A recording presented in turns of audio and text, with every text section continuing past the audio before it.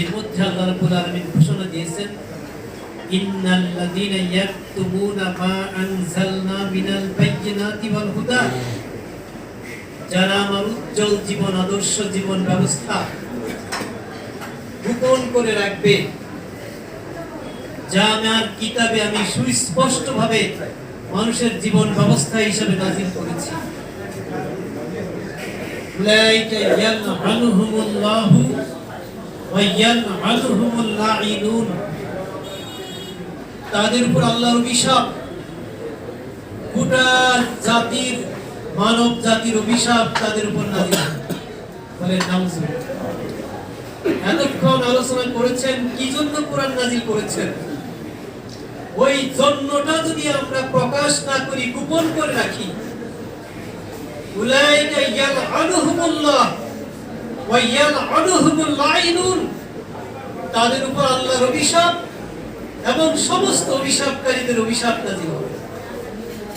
সম্মানিত ভাইরা, আপনারা শিক্ষক, আপনারা আলেম, আপনারা জ্ঞানী, আল্লাহ রাব্বুল আলামিন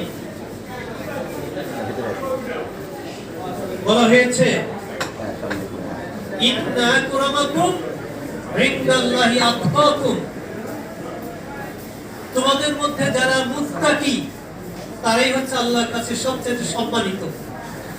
ইন্নামা ইয়াখশাল্লাহ মিন ইবাদিহিল উলামা, আর যারা জ্ঞানী,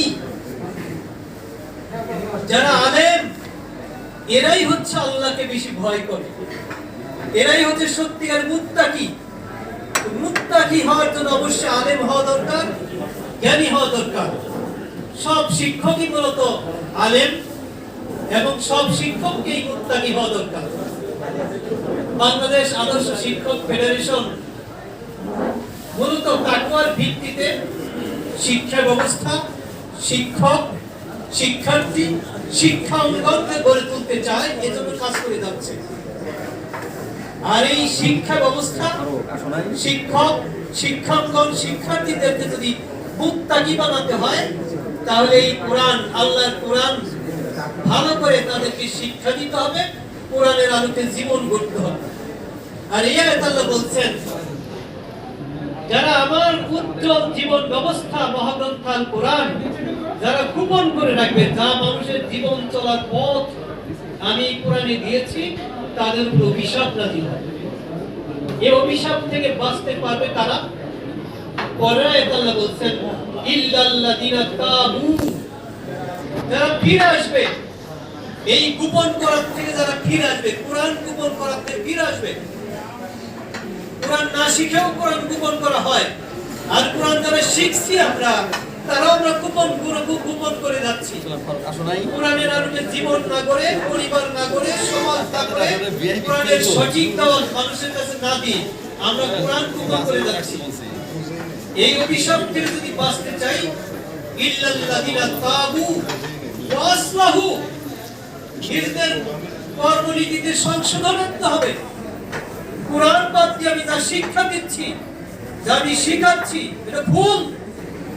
কোরআনের মেসেজ ছাড়া কোনো মেসেজ নাই, এই মোরাল মেসেজ কোরআন থেকে দিতে হবে। না হলে একজন ব্যক্তি ভালো হতে পারবে না, পরিবার ভালো হতে পারবে না, সমাজ ভালো হতে পারবে না, জাতি দুর্নীতি থেকে মুক্ত হতে পারবে না। এই জন্য বলা হয়েছে, ইল্লাল্লাযিনা তাবু ওয়া আসলাহু, যারা নিজেদেরকে সংশোধন করবে, ও বায়ানু, যারা এই কোরআনের মেসেজ মানুষের কাছে বয়ান করবে, ও বায়ানু। আজকে ম্যানেজার সাহেব যেভাবে বয়ান করলেন, কোরআনের আসল মেসেজটা কি? আমরা কি ওইভাবে কোন আলেম ওলামা, কোন ওয়াইজদের কাছ থেকে এইভাবে এই বয়ানটা আমরা শুনেছি কখনো? সত্যি কথা বলেন তো, তুমি হাতে বলেন, বলি নাই। কি জন্য কোরআন নাযিল হয়েছে? কি জন্য কোরআন নাযিল হয়েছে? আমাদের তেলাবি সাহেব বললেন, কোরআন থেকেই বলেছেন।